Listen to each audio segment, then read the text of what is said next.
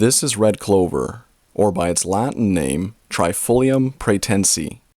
Red clover is packed with helpful nutrients: calcium, chromium, magnesium, manganese, phosphorus, potassium, thiamine, and niacin. It also contains vitamins B1, B2, B3, and C. Red clover is also a rich source of isoflavones. In addition, red clover is high in protein, 20% crude protein in fact. In the plant kingdom, protein is a rare resource that is worth its weight in gold, especially when it comes to wilderness survival. Medicinally and traditionally, clover has been used to treat respiratory ailments and constipation. It has also been used as an appetite stimulant, to name only a few of its uses. Red clover loves to grow in open spaces, particularly in meadows and fields. In North America, red clover grows in every state of the US and every province of Canada. It also grows across Europe and in certain parts of Asia and Africa.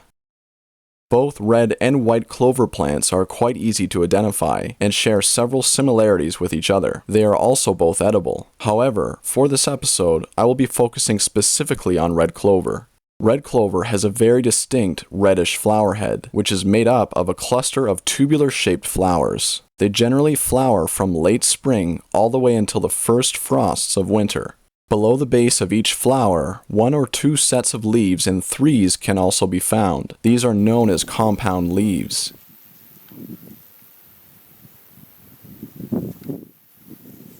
Not only are these leaves found underneath each flower, but they also grow from the stems of the plant. At the base of each compound leaf is a pair of stipules. In this case, they are marked with purple veins.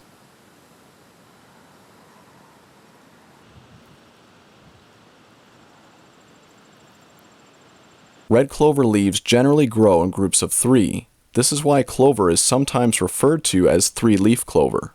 Each leaf has a white or pale green chevron that grows on its upper side. The purpose of the chevrons is apparently to guide pollinator insects to the flower head. Locating the chevrons on both white and red clover plants is an important identifying feature. Case in point, alsike is another species of clover, which looks similar to red and white clovers, but is inedible. The good news is that alsike clover leaves lack the chevrons that its edible white and red clover cousins bear. Therefore, looking for the chevrons is important when it comes to identifying both white and red clovers. The stems of red clover are hairy, and they are also hollow.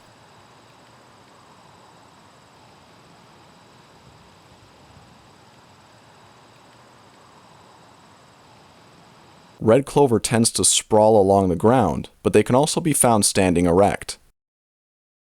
At maturity, they can grow up to 30 inches in height. Now that we've properly identified this plant as red clover, it's time to harvest the plant. The leaves, flowers, and roots are all edible. The roots will likely need some cooking to soften them up, but the flowers and leaves can be eaten raw. However, they should only be eaten raw in small quantities. This is because consuming large amounts of raw clover can cause indigestion. To help make the flowers and leaves easier for the body to digest, you can leave them to soak in water for an hour before eating them. Boiling the leaves, flowers, and roots is probably the best way to comfortably consume this highly nutritious plant. Although boiling does reduce the vitamins B and C content by up to 50%, it does have the benefit of enabling the body to ingest a higher quantity of the clover. But if you drink the water in which the clover was boiled, almost all the vitamins and nutrients will be retained. For this reason, making clover tea from the flowers and leaves is a great way to utilize the nutritional value of the plant. After boiling, the flowers and leaves can be eaten like cooked spinach. Other popular ways to consume clover is to toss the flowers and leaves into a salad or soup. Today I will be making a tasty dessert using the flowers, red clover fritters. After harvesting the flowers, I gave them a gentle wash and patted them dry. I then dipped the flowers into some homemade batter before placing them in a pan to fry in a thin layer of olive oil. If you're interested, I've included the fritter batter recipe, Compliments of Mrs. Outsider, in the description below. The red clover fritters tasted awesome. When the flowers are eaten raw, they have a mild sweetness to them. To me, they taste like a freshly picked green bean. The raw leaves also taste similar and are very pleasant to eat. Raw or cooked, Red clover is a very tasty, very nutritious plant.